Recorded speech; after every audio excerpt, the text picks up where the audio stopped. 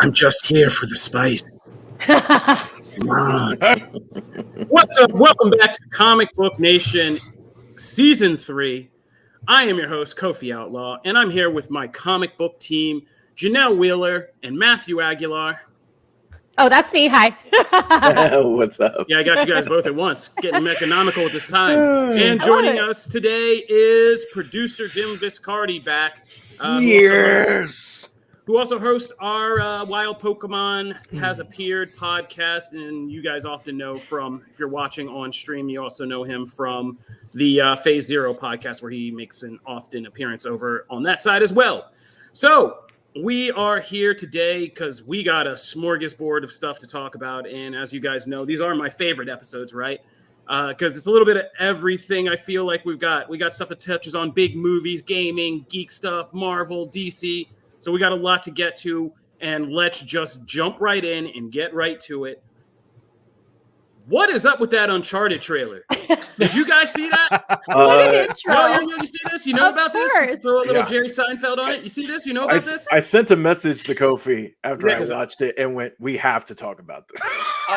I'm almost worried that we are probably this close to Tom Holland growing out a really bad goatee just to not look 17, right? Like that's like we're really close to that moment, and it's going to be a sad day for everybody. He really has a baby face. It's not even that. I mean, it's yes, because that is part of it. Yeah, that is part of it. But like Tom Holland is a great. Like I'm not hating on Tom Holland's acting abilities or anything like that. Absolutely not. He's great. When they first made the casting announcement that said, "Hey, he's Nathan Drake," I went, meh. And then I went, "I'm gonna hold out hope." And then I watched the trailer, and it wasn't until the last like 12 seconds of that trailer that I went, "Oh, that looks like Uncharted." And that actually felt like plane, that was right? Uncharted. Right. I was like, when the it's car Indiana Jones. When the car comes out, he's like, "Oh, like that part felt Drake." And I was like, the entire time I was waiting for that and never got it. And I was like, oh, like every concern I had came to life. And I feel like, go ahead, Janelle. Okay, I feel like I will just say this. I have not played Uncharted. Obviously, I'm a little familiar with it because I'm on Twitch. But I feel like this is going to be more liked by people who haven't played the game, like who don't have that preconceived notion of what it should be or what they want it to be. I can just go into this going, oh, it's like an Indiana Jones movie. Like, this is exciting. And I get to see Tom Holland, who I love, you know? Yeah. I mean, you guys are being real nice, man. I didn't think I was nice. Yeah. Hey, hold on. Let's get real here. First of all, Tom Holland's problem isn't that he has a baby face. Tom Holland's problem is he currently has the agent that Tom Holland has. And he keeps doing this stuff that is not doing him any favors. Like this Uncharted thing is a mess. I mean, the casting, this is one of those cases where it is kind of the train wreck we slowly kind of saw happening. The beginning of this looked like an SNL skit. And I was like, wow, man, SNL really has pulled to get both Mark Wahlberg and Tom Holland together for like a crazy skit, you know, and just ragging on each other. And then it was like, oh no, this is a movie, like a real movie. Okay. But yeah, Tom Holland is, I mean, beyond Spider-Man, Tom Holland has some struggles in the career right now. I mean, Chaos Walking, dead. Cherry, dead. This, so far, is, I mean, the best thing about it is internet memes. And like, yeah, Tom Holland needs a new agent because he's a talented kid, but like, none of these movie roles are screaming like major success story to me for Tom Holland. Now, I could be wrong about Uncharted. It has a built-in fan base. But, have you played the Uncharted games? I played the last couple because I was at Xbox at the time those were coming out on like PS. Did you play 3? I'm curious. Yeah, I played 3. I never finished 3. I like played it at a friend's house because like 3 has the flashbacks where he's younger, and even that even Holland didn't get that. No.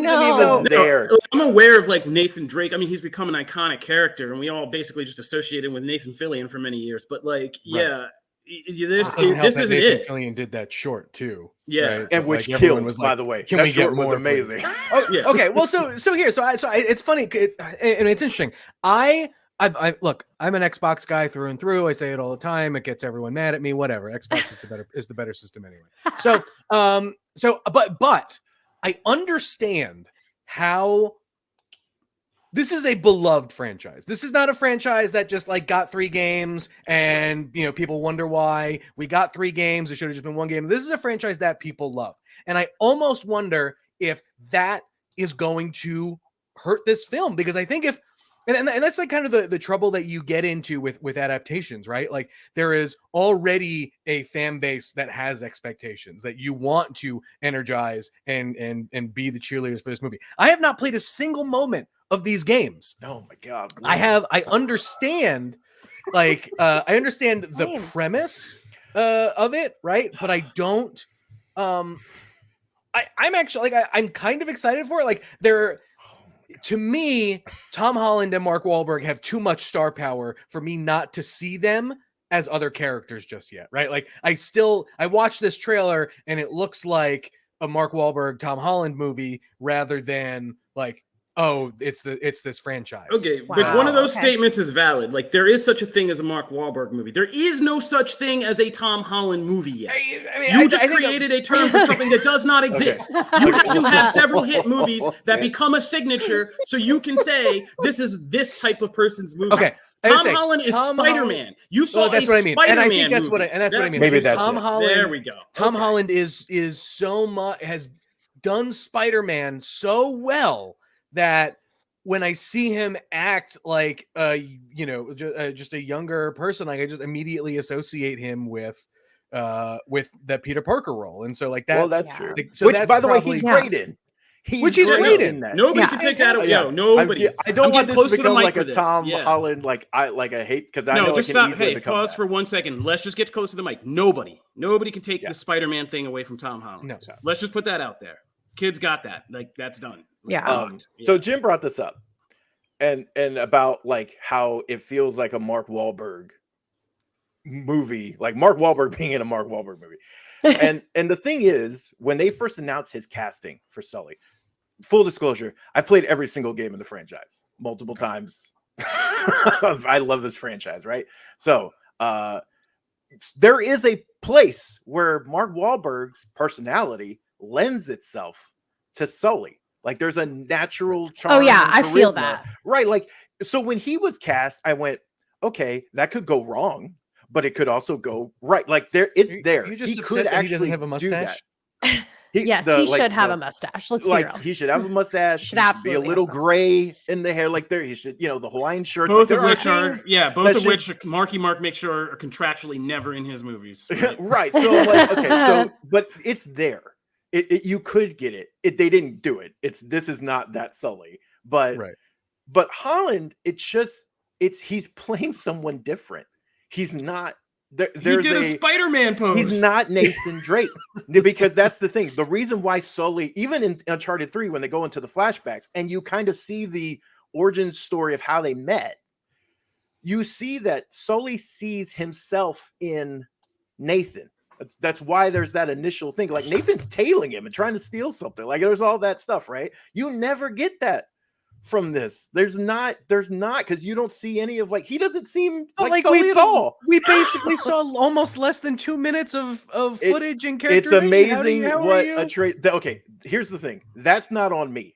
I'm judging what they put out. So they should have put out a damn better trailer. That's not my problem. For me, that's I have no idea. I have no idea what that. Like, I have no idea what that is, what it's supposed to be. And so, to me, watching that trailer, I go, "Oh, I can get into this." But you don't play the game, so you have no base of reference. Doesn't take away from the fact that I think it's two different audiences. Away from the fact that it's I mean, sure, but I don't know. Fillion killed that. I agree. Like that short killed.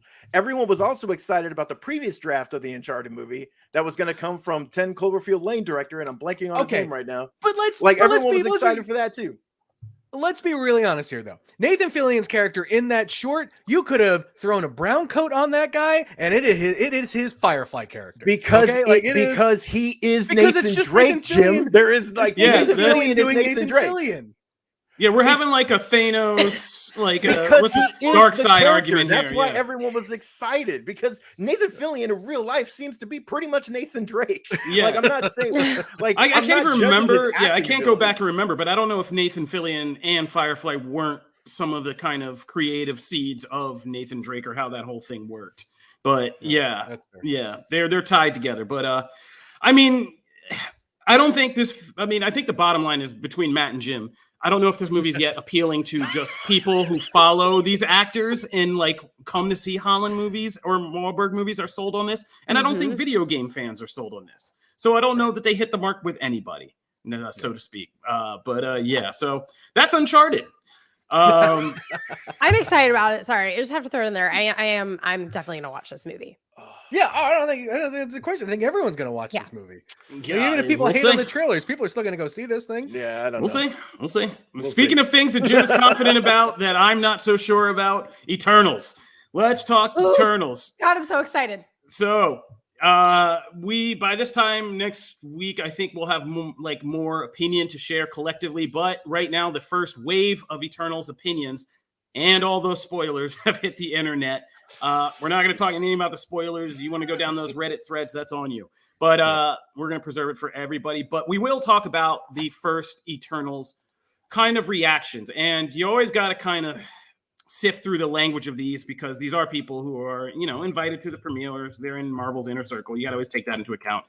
They don't set these things up to have bad press first releases. But I'm just going to say first, Jim, I love you, but these Eternals things, I feel like I'm still right kind of about this. If you haven't been following the show, I've been very trepidatious about this film. Jim is a huge kind of Jack Kirby Eternals fan, but we weren't, and I think all Janelle, Matt, I think we're kind of either in between or leaning towards me and saying like we weren't sold on this film yet.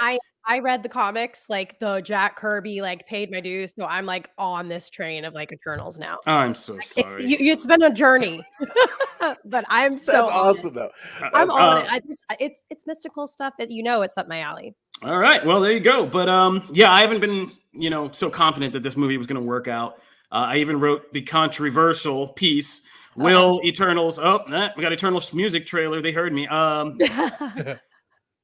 But basically, I was kind of skeptical of whether this could be a kind of downturn for one of these Marvel movies. And it's the first time I said that for the record. I'm not like a Marvel hater. That's the only time I've written that article about an MCU movie. But I just had this feeling. So the first wave of reviews are out, and they're not bad at all. Let's just put that out there. They're not bad. But there are kind of what I would call like mixed. Here's what our own, I believe I have Brandon Davis's. Yes, Brandon Davis got to see it, host of Phase Zero, and he shared his thoughts. Jamie Girac, who was on the show recently and is over on Phase Zero, also shared her thoughts on their episode this week, which you can also watch after this on this Twitch channel. But here's what Brandon said in a tweet. Eternals is a whole lot of movie. It is shot with a massive scope, looking visually different and more intimate than anything else Marvel. It has laughs, great surprises, and heart to go with gigantic, crowded story it unpacks. Chloe Zhao has a really unique visual stamp. So that was his kind of entry-level thing. But in his further discussions, he and a lot of other people in the press kind of admitted that Eternals is going to be a very kind of exposition-heavy Marvel movie. Like, we're going to get a lot of Marvel cosmic dump on us. That sounded wrong. Informational dump on us. And yeah, and there's going to be kind of maybe some of the battles aren't going to be as great because it is going to be these kind of people on wires fighting CGI monsters. Strangely, there isn't a whole lot we've heard about, like, great villain and like that conflict is really awesome. But good point. We haven't heard a lot of that. But and there's been kind of a debate, I would say, between whether people think the main Eternals cast gels and has chemistry or not. Jim, do you want to defend your movie? Well, look, it's going to be a conversation that I think we're probably going to have in a little bit when we talk about Dune, right? I think this is just in the reactions that I've seen about this, like in the critique of this is a whole lot of movie. I mean, and like Janelle just did this. She picked up a whole. She read the Eternals. That's a whole lot of comic book. It's a right? lot. Like it's a lot. Eternals is not a long run by any stretch, but there's a whole lot of ideas and stuff at play there. It's a lot of information. Each one of those issues is so dense. It is. I know. Can you believe I did that? And so I don't know if I buy that as being a detractor, or not being a detractor, but being a detriment to the film. Like, look, Marvel has a very I hate using the word cookie cutter because they're not cookie cutter, but Marvel has a way of making movies, right? And what we have seen over the last couple of years, they've got a formula. Yeah. What we've seen over the last couple of years is that they have tried to branch out into different genres. They've tried to do different kinds of movies the Marvel way. And I think this is an extension of that, where, like, if we kept getting, the same movie over and over and over again, this franchise would not be as successful as it is. And so every once in a while, you're going to need a movie that's going to maybe make you think a little bit more. Right. And so, yes, love that. But one of the other things there is one thing that gives me a little bit of pause, and it's kind of the through line that I've seen in most of the online reactions is just that that some of the characters just aren't there. But that being said, there's a ton of characters in this movie, and it looks like that there is going to be a character for everyone. I mean, look, and that's the thing. The comics are the same way. I think if you come into the Eternals for the first time and you get, whether you read the Kirby stuff or the Gaiman stuff or any of it, right? There is definitely going to be one or two Eternals that you are going to latch onto. And that is, I think, going to be true in the film. And it'll be interesting to see how it moves the Marvel story forward. Because I think that's the big question. I think that's the one where we don't know how this move, knowing that these characters have been around for so many years, we don't know the effect that they have already had on the MCU. And now we need to know, like, if this is taking place here and now, what kind of effect they're going to leave on the MCU. And I think that scares people, but, like, have they ever really let us down on that front? I don't think so. So Jim said it perfectly. Honestly. Iron Man 2. Okay, but that's still, but like, it's one, but like, I mean, Marvel has done, but here's the thing that Marvel does, right? They make those movies mean something the more movies they make. Okay, and so yes, Iron Man 2 will have its due when we see Justin Hammer in Armor Wars. Okay, right? Like, but that doesn't make it a good movie. It just means the Marvel Cinematic Universe gives you a chance to redeem yourself. That's just one big retcon. Right. Yeah, like that's look, okay. Everyone has come around. Okay. Everyone loves Thor: The Dark World all of a sudden. No, I wouldn't go that far. People are looking back fondly on Age of Ultron now. Those are movies that's called revisionist history. Okay, these things still suck. Okay, it's just not like it's like geez, your like threshold of quality goes down, I guess, as you get older. I mean, movies change with generations. I mean, there's a fair, movies change with generations. Very spicy. I don't know, but yeah. So okay, so can I need to be open to the change? I agree with Jim, though. Ironically, I was going to agree with Jim on something, even though I launched into that whole. Right, I agree with Jim though that I actually equate this more to Dune and not in a bad way, and we'll get into that later on, but like I actually equate, like, hearing that there's a lot of mythology built up and they do a lot of world building here and all this other stuff. That stuff can be interesting. That I don't know how I'm going to feel about it overall, because honestly, I'm kind of conflicted on Dune. So like I don't know how that's going to make for a quality movie, and especially in Eternals case, because unlike Dune, we know that there's not like a second part coming that's gonna like fill in other blanks and finish things off. Like, who knows what's next for Eternals? So because like I haven't seen it, right? So I don't know how they spiral things into a next one, or if they do or not. So I don't know.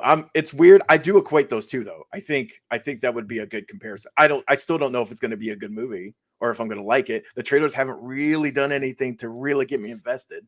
I mean, I'm seeing this because I like some of the actors and some of the stuff looks really pretty. And you have That's nothing why else I'm to do. seeing this. I don't In have any November other before investment. Thanksgiving, you got nothing else to do, buddy. There you go. So they got you. All right. That's Eternals. They got us. We'll have more thoughts soon enough. But for now, those are the early reactions. Let us know what you guys think. Hit us up at Comic Book Nation Twitter account and let us know what you think. Are you excited for Eternals? Are you kind of sweating it out? How you guys feeling? All right. I think we're going to take a break real quick. But when we get back, we're going to review Dune. We're going to talk about what was awesome about DC Fandome this year. And we're going to tell you what's hot on TV plus comics. So come on back.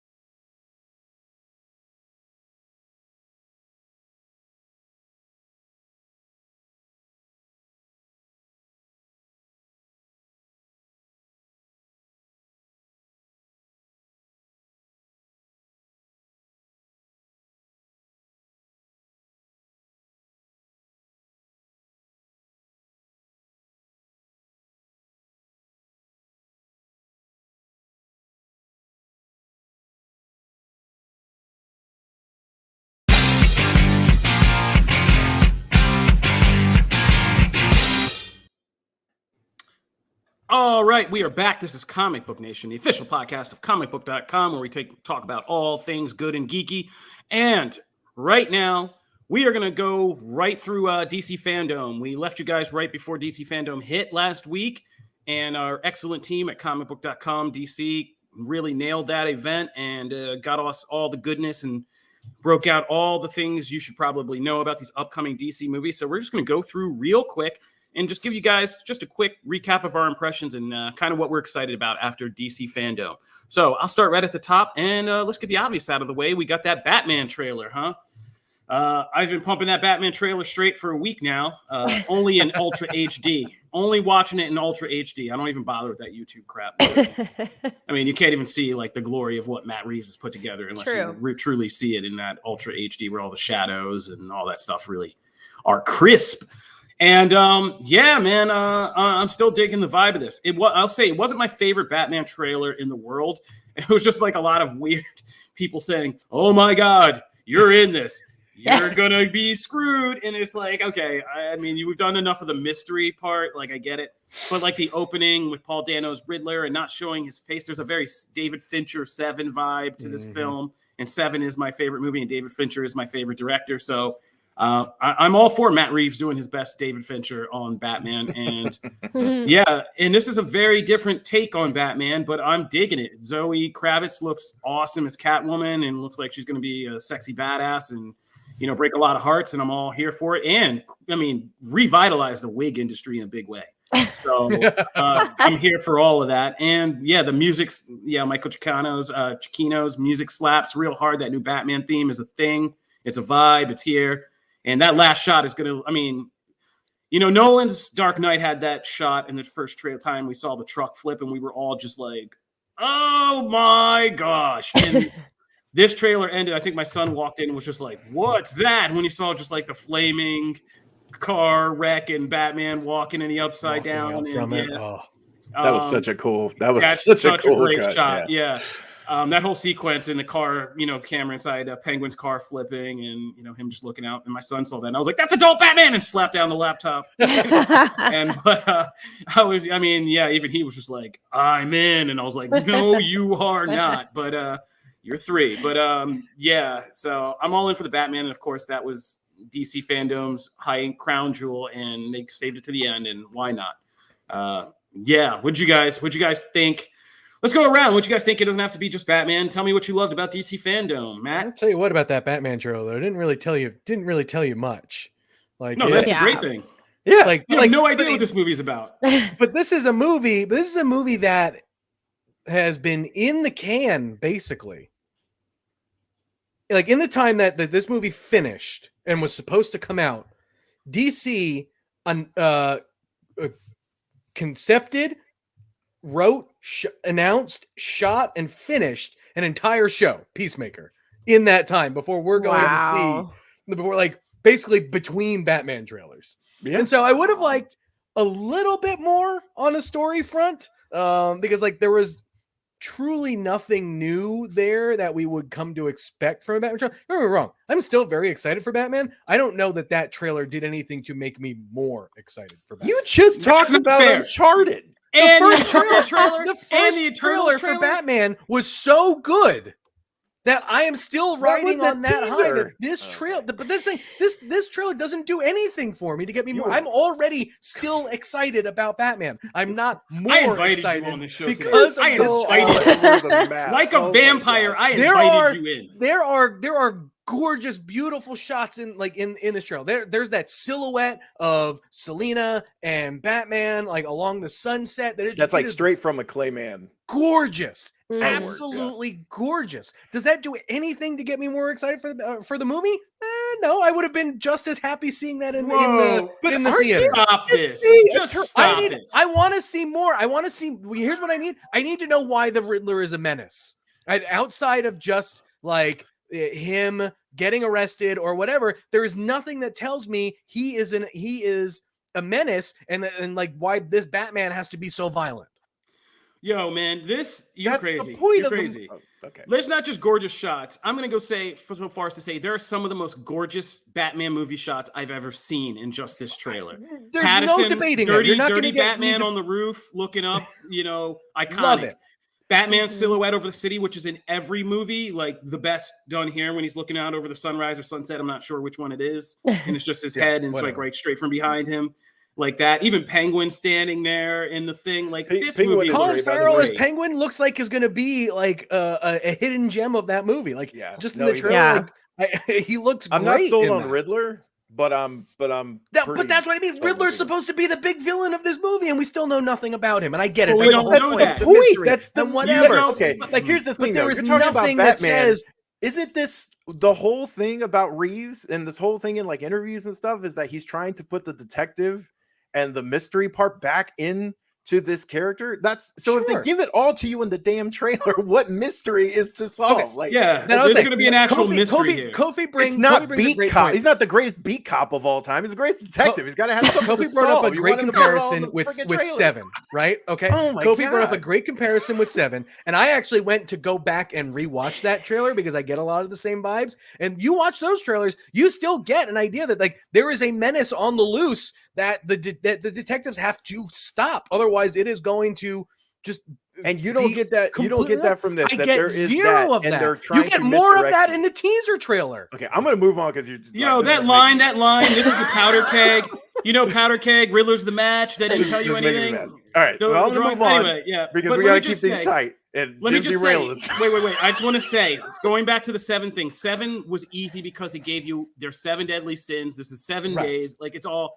But if the Batman and if all the rumors early on in production we heard are true, this is a comic book movie. The instant they tell you one piece of one little clue of the mystery, everybody's like, it's a long Halloween. It's this. And then we just go out to the races. So no, they can't say anything, and they're not going to say anything. They're going to give you a bunch of beautiful shots, some action, and they're going to put your butt in the seat that way. Like they don't want you. I mean, we're going to probably be writing.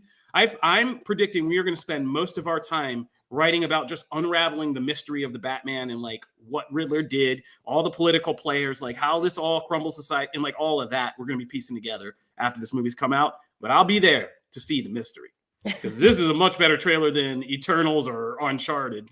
I mean, do you know what? You know what I thought sold a villain menace better than the Batman trailer did? The Gotham Knights trailer. Well, I was going to get there, but we're going to move on to some other fandom stuff because this is just getting crazy. The Gotham Knights trailer, despite the unfortunate leak, hours ahead of time. It happened. Despite that, that was a really good trailer. A great trailer. Again, didn't tell us anything, Jim. It didn't tell us anything. You know what it told me? It told me that the Court of Owls and the Talons are going to be a pain in the ass to go after. We knew that. Right, but but you no, don't know right. who the Court of Owls are. You never This- read any of that stuff. This Like, is better than trailer Scott tells Snyder's you. Court of Owls. I'm going to put that out Whoa, there. These whoa. Court of Owls I- look more interesting. love Scott Oh my and better than God. Scott I Snyder's. agree. Yeah. I love This is the best whoa. look for the Court of Owls yet. So I agree, Yeah. but a lot of it's pulled. Like a lot To of be that fair, is Scott pulled Scott from is the also comic. writing the game, so he's Capullo's probably Capullo's he's probably stuff is- looking at this as like a chance of redemption, maybe. But like, I Yeah. agree. This looks infinitely more interesting. But I look, didn't but even you don't get Gotham Knights without Scott writing. No, you have Court to of have Owls that. to- But to- I mean, to I think the first Court of Owls was just too much of a Batman fan, like, hallucinatory story. love I didn't that. like Yes. that part. Anyway, But anyway, so that let's was move on. good. Yeah, we Really gotta good. speed You have to, through. like, turn. Gotham We got to Knights get Matt looked out of here in really- 20 minutes. Let's speed through some of this. Gotham Knights looked really good. Yeah. In comparison to me anyway, Suicide Squad kills the Justice League. That trailer did Looks nothing so for me. boring. I don't know Yeah. how everyone I else don't felt care about that. I don't care about Not that at game all. one bit.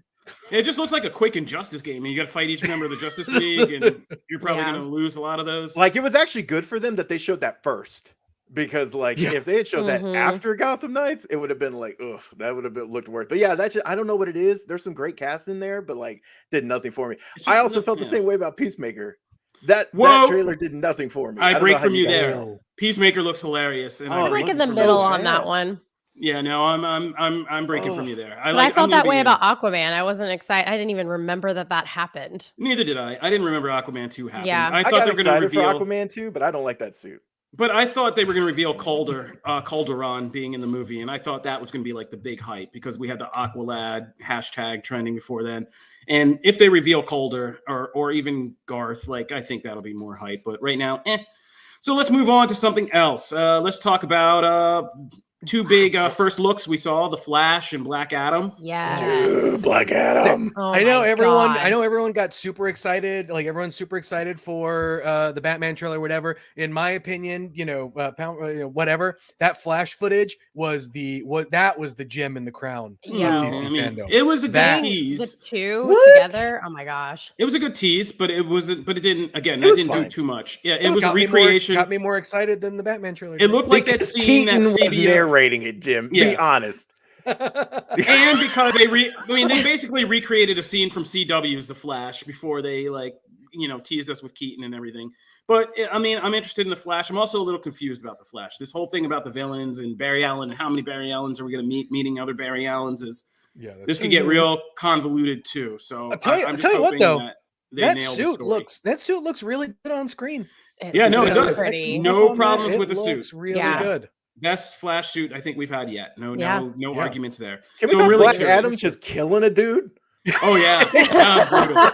The first look. We are not allowed to talk about Black Adam without at least once mentioning that the power, the shift, The of power in hierarchy DC of universe- power. the hierarchy of power in the DC universe is about to change. Okay, we've said it. We can move on. Let's talk about. Black Yeah. Mm. So I mean, it's a rock movie, He's gotta and stop saying that. yeah, I'm excited to see more of the Justice Society characters like Adam Smasher and everybody else. Pierce Brosnan as Dr. That Fate. Hawkman, I mean, that Hawkman costume Yeah. look. Aldous all the Hodge costumes as look great, Hawkman is but gonna kill that that. costume Yeah. looks like, oh man, it's gonna be All the so JSA, good. I mean, all the Yeah. JSA costumes looked really good, but No, the Black Adam cloak and suit. I mean, I was in. So good. yeah, Rock's gonna be Yeah. great as Black I Adam. love how in this cocky version. he is Yeah. about his project. Like he knows how good it is. Like, This- it's like this it's movie- amazing. This movie, I said this in Slack the other day. Black Adam is proof that a movie can be in production for 10 years and still inevitably come out, which means there's still hope for Spawn. stop. And so Oh, Shazam 2. What'd you guys think? I mean, we just got a behind the scenes of He just Shazam 2. moved on. Yeah, but we got to get Matt out of here in 8 minutes, and we got It some looks stuff good. to talk about. No, that looks good. Yeah, and Shazam- the ladies, Shazam yeah, looks Lucy Liu and Helen Mirren looking. so as Oh villains. yeah. I mean, I haven't seen Lucy Liu. I mean, I got those Kill Bill vibes all over again, and I was like, yes. Yeah. I've been Shazam watching. ended up- I mean, the show's been over for a few seasons, but I've been. I loved Elementary on. Elementary is so so fun. fun. I That love show is It's aged so well. good. Aged really And so well, I just love seeing Lucy Liu back in action. They need to back on bring screen that again. back. Can we get that Babes. back? I mean, know, that that was show was there was great. too many Sherlocks at the time, but that was a gem for sure, and it got its due. But it got its due. We're going to finish out Fandome by saying, we're real excited. I know all of us here are really excited to see what they do with Batgirl. Yeah. I know Matt was really excited to see the animated version. We did, the comic book version of Harley Quinn Eat Bang Kill Tour coming up in the next season of Harley Quinn show. I can't wait for that show. That's going to be so great. Amazing. And even Batwoman and the CW stuff looks like it has some fun stuff going on. Yep. So, go on Comicbook.com, DC, because we got all kinds of insights. And we got a Wonder Woman comic event coming. Yeah. Oh, man. Yeah, we're going to talk about that. When we talk about Nubia. And Wonder Woman's getting the biggest roller coaster in the world at Six Flags. The hierarchy of I didn't know power that. in the DC roller coaster universe is about to change. I think I that was A+ usage, Kofi. A+. Oh, I did that in an article. I had that. I put that in the article. I believe it. Well done. Yeah, that's so good. Yeah. All right, so let's move on to our main event that people showed up here for. We're going to really quick, and we're just going to go through these really quick because obviously we're not giving any spoilers for the things we're about to review. A lot of people have not been able to see them. We're going to review Dune and a couple TV shows, and so we're just going to kind of keep this light and quick and give our impressions and just kind of guide you guys to these things or away from them depending on what your tastes are. So I sat down and watched. Now, I don't confess my weaknesses or my lapses very often since I've been in this industry too long, but I grew up in a household where Dune was on TV all the time. And it was one of those things I would always roll my eyes at my dad and my brother watching because I could not understand a lick of it. And so I never watched the whole thing because I'd seen so many pieces.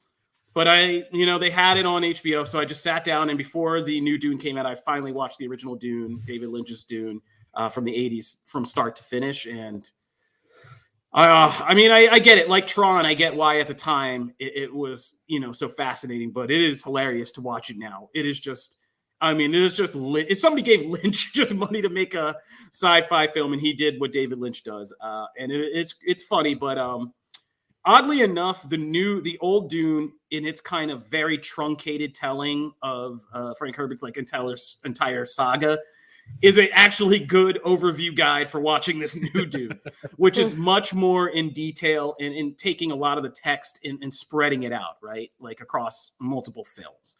So just getting the overview of old Dune really prepared me and helped me for new Dune. And so I invite people to actually go back and watch the original still. I still would say do that because it is weird and crazy and so 80s, but like a lot of great people are in it, from Max von Sydow to Kyle MacLachlan to Sting. So check out old Dune. But with that primer, I actually did really kind of dig new Dune. It is a slow burn. Let's just get this out of the way. And by now, if you don't know Denis Villeneuve's kind of filmmaking style, like if you're still complaining that it's slow or boring, like if you didn't dig Blade Runner 2049, you're probably not going to dig Dune because it's the same. His take on sci-fi, or like Arrival, like his take on sci-fi is very. I gotta step in there just for a second, only because I did not like Blade Runner at all. Like I went into Dune being like I almost like I want to hate this right from the beginning. And I'll get to it when it's my turn. I liked this a lot better than Blade Runner. There you go. The 2049. The narratives, yes. I'm just saying, like, it is still these movies are investments. Yes. Time investments. Yeah, it is time investments. And Denis, like, is very meditative. He's a very meditative filmmaker. Like, it's a lot of scenes of quiet and people staring and ominous music and, like, not necessarily very kinetic, cool. Not very kinetic things happening. It's just, like, a lot of impressionism, like, a lot of stuff, right? And Dune is a very kind of weird text because it's all about, Paul Atreides, Timothy Chalamet, or as I call him, Shamlet. Shamlet's character is, get it, like Hamlet, but Shamlet. Anyway, so Timothy Chalamet's character is, he's having Paul Atreides is having these visions, this mysticism. Then there's the sci-fi stuff with the shields and the different houses. It's all Game of Thronesy with remembering who everybody is. Mm-hmm. But visually, this film is, Denis is a very accomplished visual filmmaker, and I would recommend people go see this on a big screen because this is a gorgeous film visually, especially like when the action kicks up in the third act and it gets kind of really heated. But I think the story and the kind of the elements of the book that were missing from the sensibilities of the 80s movie, like Lady Jessica's role with Rebecca Ferguson getting like a much bigger spotlight in this telling of it, and how that affects the character of Paul Atreides and the kind of suggestion that's kind of the keystone that says you have two legacies, like you're your father and you're your mother, and like what all that means. makes it a lot more understandable than the first Dune movie, and is a good buildup. And I think if you were to sit down and watch eventually all of these films together, it will feel like an epic saga. And this will feel like a very good first chapter. And I think it does a better job of ending, even though it ends in kind of a similar way to, like, say, Fellowship of the Ring or something like that. Like, I think it is an effective ending to setting you up for what the next chapter brings, if you know where Dune kind of goes from here. But, great cameos from a lot of people that we know and love. And yeah, man, like, Dune is always going to be Dune. But I think for my book, from all the adaptations I've seen, this is the best one I've seen so far. But that's just me. I'm going to say something that is probably going to be very unpopular and people are going to be like, what the? But Zendaya is pointless in this film. Like, literally, she has 4 lines in the entire thing, and it's just slow motion music video. I don't know how much they paid her to be in this movie, but I swear to God, they were paying for her to just walk red carpets in awesome outfits. Wow. Yes, they paid for her. Zendaya's character has a much bigger role to come. I was so disappointed in that. I just wanted more of her because I love her, and I was like really disappointed that I didn't see her. But other than that, I really did like the film a lot, but I just kept waiting for her. I'm like, where's my girl? Where is she? To Janelle's point, that's also why I'm kind of conflicted on it, because as Kofi mentioned, there's a lot of things and a lot of characters in here that, well, they have a part to play in the next part. Well, I don't have that part yet. And this one isn't like a typical chapter 1 type story. You know what I mean? It kind of leaves you off kind of like you just stopped reading on a Tuesday and you were going to pick up on a Wednesday, but then like, oh, you never picked it up again. It's not like a full-on cinematic stop. And I do know the story. Cunning's like, well, you don't know the story. No, I know the story, but like, it sucks that I have to wait for an entire new movie to come out to actually see what's happening. And I think it could be I think it could have been executed better. I don't know. I I thought that part could have been. Now, this comes from someone. If you guys need more Zendaya.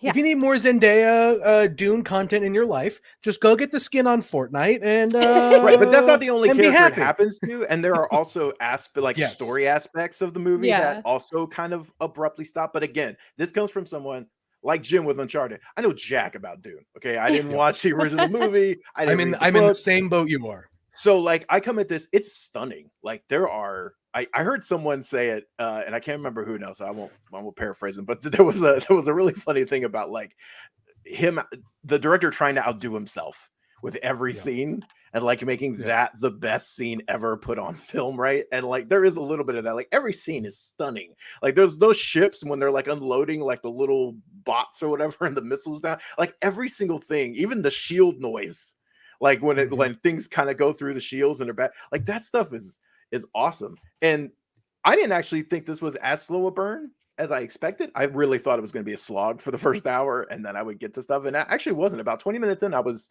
already invested in stuff. But I agree with Janelle. I think that certain it's just the nature of the beast in telling this big a story in this way. But I think there are ways that it could have been executed better. I don't know. In that respect, that part. I just appreciate that. I was expecting a lot of exposition dumps. And you get, it's probably why the movie is so long, because you get a steady drip of exposition as opposed to it coming to you in big chunks. It allowed me to get the information, experience what is on screen while not having either take away from the other. Again, coming as a total, neophyte to this, like, I mean, obviously, I'm going to make comparisons to things that I know, and I get a lot of. I get a lot of Star Wars vibes from this thing. I know it's very different, but like, just as someone coming into it, seeing all that, it's like, oh, okay, well, I can kind of see that. But like, I mean, like the production design is straight up gorgeous. The shots are there. The movie makes me want to go see it in IMAX. Like I watched it at home, but it feels. And that's the thing with I think Denis movies, right? Like he makes them intending them to be experiences, and like theatrical experiences are a very real thing. And I think seeing this movie in IMAX is going to be an experience. And so I'm looking forward to it. I'm not a fan of the like inherent, let's make a take a giant thing and break it up into 3 parts. This I think needs it. I almost think this may have worked as like a prestige limited series, right? Dude, Not I was necessarily thinking the a trilogy same of movies. thing the whole time. I was like, this should be a show. Yeah. Like, So, yeah. but anyway, like I said, I enjoyed it way more than I thought I was going to. I saw it at home. I'm definitely going to go see it in theaters. Yeah. All right. Well, that's Dune. We're going to hop over to comics because Matt's got to get out of here pretty soon. But I want him to have a chance to kind of flex on these comics this week. So we'll do comics, and then in kind of our final mentions, we'll talk about the TV stuff we're going to get to. So, Matt, why don't you take us through comics? Sure. So let's get started with what we were talking about before, Nubia. So we've talked a lot about the Wonder Women in DC Comics and how they're all starting to get their own solo series, and now it's Nubia's turn. Who she is the queen of the Amazons right now, as Hippolyta is doing stuff with the League, and Diana's like just come back from like being an overseer, and Yara's like in a bunch of other places. So the Wonder Woman world is crazy right now. But Nubia and the Amazons. We talk a lot about exposition. There is a lot of that in this book as well. It might be a running theme of the podcast. There is a lot of that here, but like a lot of the things we've been talking about, I actually think I came away with like appreciating all the things it sets up. It sets up the well. It sets up kind of this. There are been hints of these in other books, and the history of the mascara, but like, we really get a lot of really meaty details on like how this whole other side of the island works and all these people and like how Nubia came to be here. Like there's a lot of that interesting stuff here. If you're not invested in that, I can see someone being bored with this issue. But if you are invested in that, I think you'll find a lot to really like here and latch on to. And by the end, I also think they set up a pretty compelling hook going forward. What did you guys think about that? I gotta say, this is the best of the new kind of Wonder Woman universe we're building. This book actually did the best job of hooking me with like a very good mapping of the mythology that's relevant to this, just focusing on some key details and setting up a good mystery and kind of stakes right from the beginning. This was we talk about how sometimes first issues can be just sacrifice to really set the stage and then just do a big reveal at the end. But I think this one, more so than others, balanced kind of reestablishing character and mythos and building mystery at the same time. And I loved what they did. And I wish more comic creators would kind of look at this book and really embrace this with dual moment storytelling, like cutting scenes between things that are happening between like the welcome banquet and the guard at the door of doom or whatever it's called, and like what's going on with that. And that was just so well done that you were like, you're reading a party scene, but you're reading a party scene really intensely. And you're like, oh my God, like what's going to happen here? And, are this party going to get busted up? And, they did a very good job with that. And they did a good job of making Nubia herself already kind of feel, and I'm not just saying this because she's a black woman and Storm's a black woman, but like on that kind of Storm level of like regal, but like very scrappy at the same time and resourceful, and seems like she could be interesting and but interesting in a very different way than Diana's interesting, and very different way than Yara Flor is awesome or interesting. So I'm really looking forward to this, and for the event that Fandome teased that this is all kind of leading up to. Trial of the Amazons. I just really, the thing that I really want this book to find an audience, get an audience and all that, because I think what Vita and Stephanie and Aletha are doing here are really like, they're setting up a lot of chess pieces here, and I want to see all of them come into play. And if a lot of that comes into play in the event coming up, then I'm in for it. But this was a great first issue. I love great first issues, and this was definitely top notch. Janelle, what'd you think? This was my least memorable of the three. So I mean, it was we were like 75% all day today. I liked it. No, you don't have to. I'm just joking. No, but it's true. Like I enjoyed it, but obviously, like, you put Death of Strange up next to it, and I'm like, I can't even focus. I'm like, oh my God, I get to read Strange. But I thought it, for what it is, like, I understood what was happening to an extent. I think I need to continue on to really deep dive and understand like what exactly is happening. But I am intrigued to see what's going to go on. Like, they left me on that cliffhanger of like, oh my gosh, like why did all of this happen and what does it mean and where's it going? So I would say I'm not all in, but I'm dipping my toe in it and I'm interested. Well, that's good. Also, that like big splash page with the dream, the vision, and all this is really cool. Oh my gosh. And you brought up, that's the perfect segue. So let's get into the death of Doctor Strange #2. I remember, and as much as Janelle is a huge Doctor Strange fan, I think I remember from the first issue of this series that we were all kind of lukewarm because it was like Doctor Strange hearing himself talk for like 90 pages. Oh man, are you guys lukewarm on it? I loved that first issue.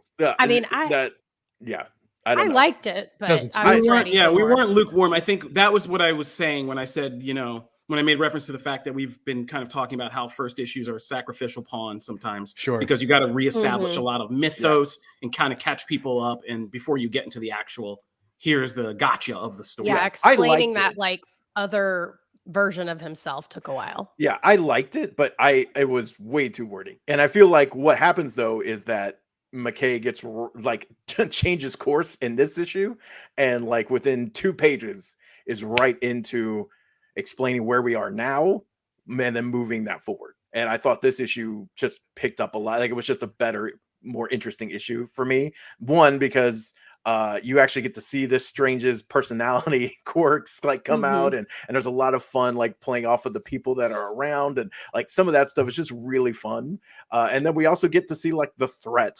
And you typically get one sacrificial lamb in establishing a new threat. They just pick a hero and it's like, who can we get to job out to this new villain for this particular issue to make them look imposing? And here it's like the whole Avengers team.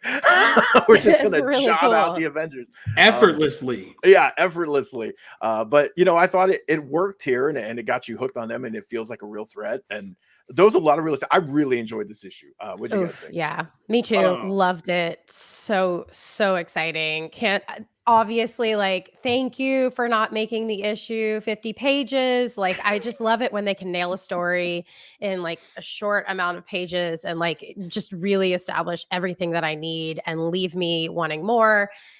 Just great job. I'm so excited about this. So excited. And the villain, the mother thing is just like creepy, crazy, cool. Dude, this was like a perfect that Jed McKay magic, man. First of all, Marvel magic villains can be so stupid. Like so stupid.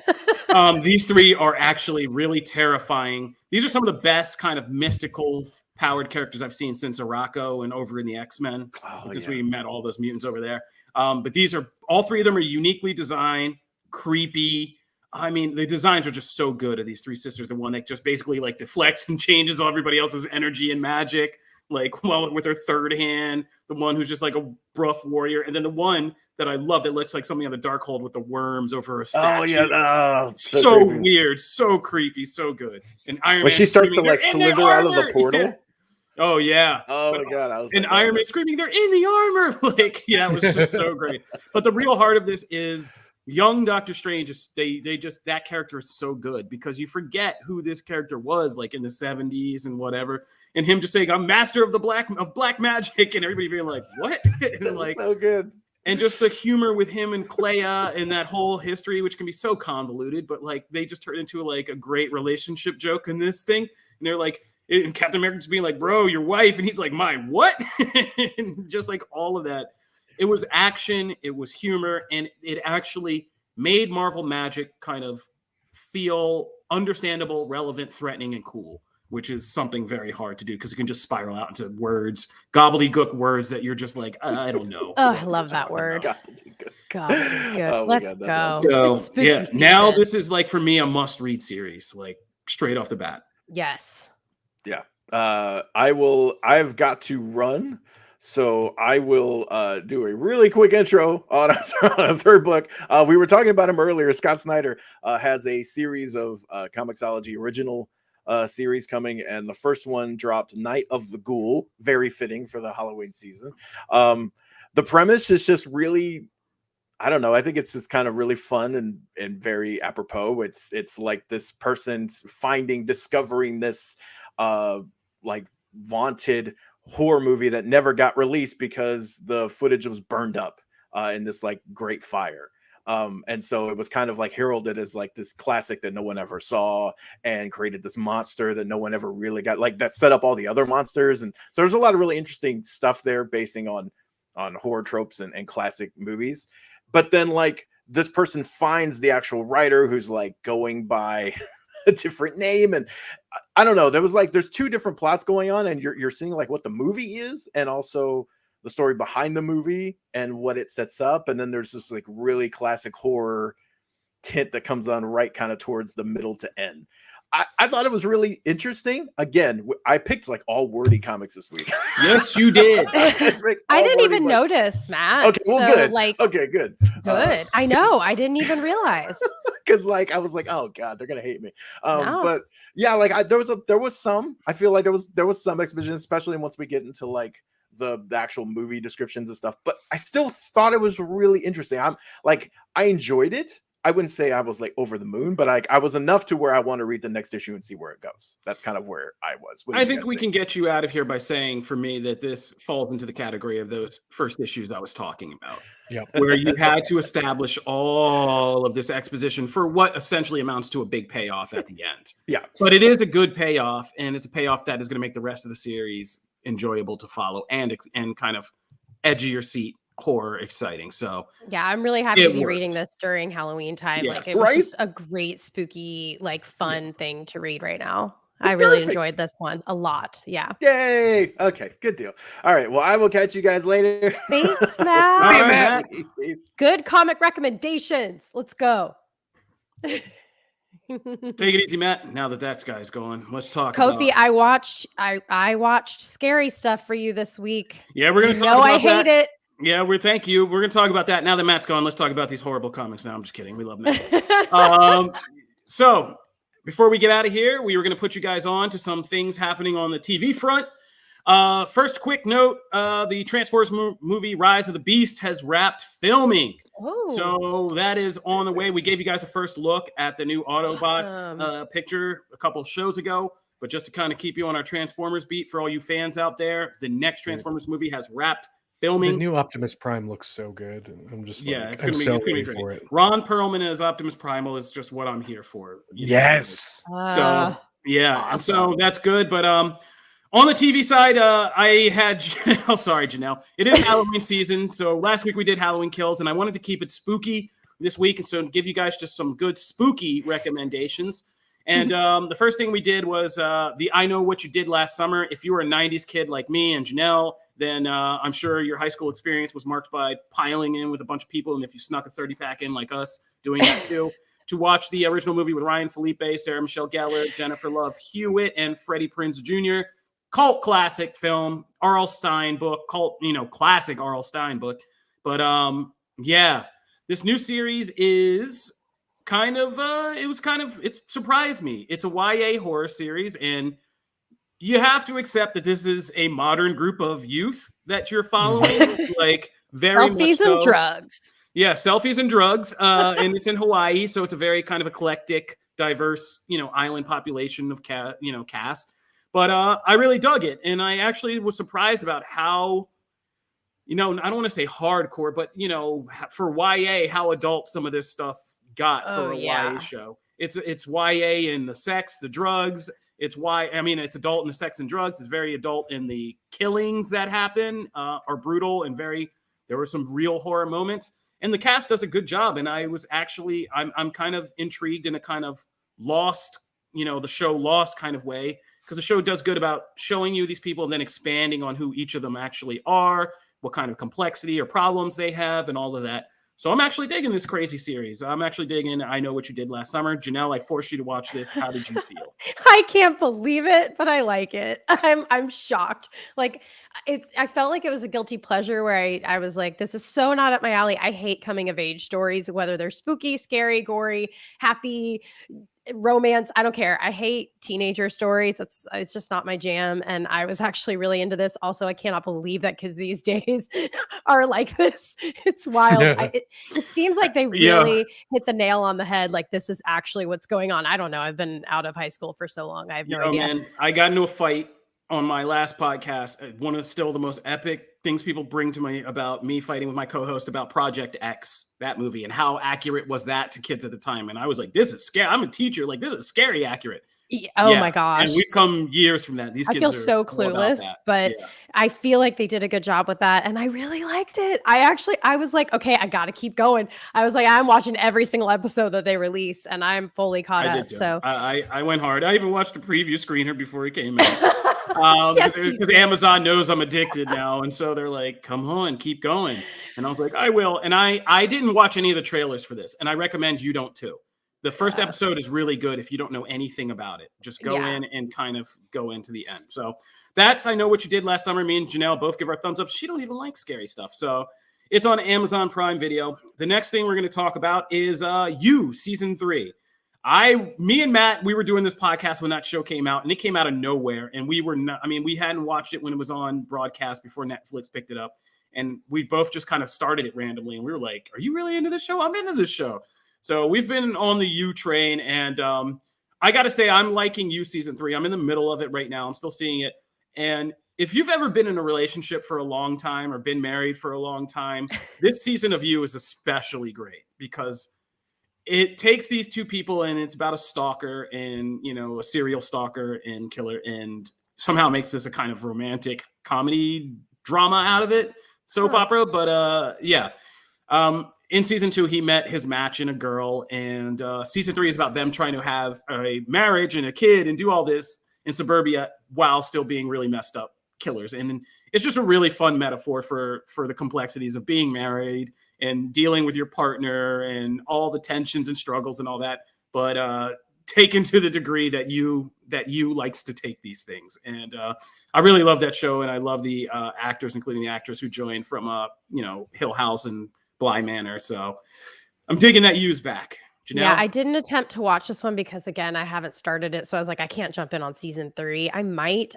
Just with your kind of explanation of it, I'm intrigued. But can we talk about, I'm just throwing this out there, Titans this week was awesome. Yeah, I haven't gotten to Titans finale yet. Guys, I'll admit it. So Janelle, if you want to go hard on that real quick, why don't you just give us no your breakdown spoilers? I'm not going to spoil or anything, but I just think that we get to see a good ending, a lot of teamwork, some really unique outcomes, like what you did not expect certain things to happen the way that they did with Raven and Starfire, and it's really good. I definitely don't want to spoil because there's not, like, if you did watch DC Fandome, you did see a teaser of the finale, and just that alone made me really excited about what was going to happen in this episode. And it just was like a massive team effort that is really good to see on the screen. And if you want something much lighter to watch, I would suggest watching Only Murders in the Building, because that show is fantastic. Is that the Selena Gomez one? Yeah, the Selena Gomez one. Steve Martin and Martin Short. Steve Martin and Martin. Selena Gomez one. We're getting out of here. All right. She's great in it. No, she's anyway, great. Go watch that. It's a great So saying a Steve Martin Short show is a Selena Gomez show is 2021, I guess. All right. So that's it. And finally, our last mention is on Netflix. If you are jonesing after Squid Game and are still kind of like on that Squid Game kick, you guys recommended it to me here, and I thank you. But only, not Only Murders in the Building. Alice in Borderland. The adaptation of that graphic novel series, Alice in Borderland, is on Netflix as well. It's Japanese. It's not Korean. And it's about people who are taken to this weird alternate Tokyo and forced to compete in, games, not children's games, but like kind of video game style games. It's more about the gaming culture than anything, but kind of same kind of premise. So check that out if you are looking for a Squid Game replacement. That'll do it for this episode of Comic Book Nation. I want to thank Janelle Wheeler and Jim Viscardi for hopping on and joining us. I want to thank all of you guys for tuning in. We appreciate it. If you are just getting into the show, we are live every Friday at noon Eastern here on Twitch TV/Comic Book, where you can find all of the comic book podcasts. Our Marvel podcast, Phase Zero, our Pokemon podcast of Wild Pokemon has appeared, are also on this channel. So just subscribe. If you want to get into the show, follow us at Comic Book Nation. You can follow me at Kofi Outlaw. You can follow me at Janelle Wheeler. And I'm at Jim Viscardi. If you want the audio, we're on all your favorite podcast platforms, from Apple TV to telling any smart home device to fire up Comic Book Nation podcast. And you can watch us on Twitch, Facebook, or YouTube. So be sure to check it out. And we are streaming as well on Paramount Plus. So if you haven't climbed that mountain of entertainment, you might want to get on it. All right. That'll do it for this show. This is Comic Book Nation. We want to thank you guys for tuning in again and say peace. Bye, guys.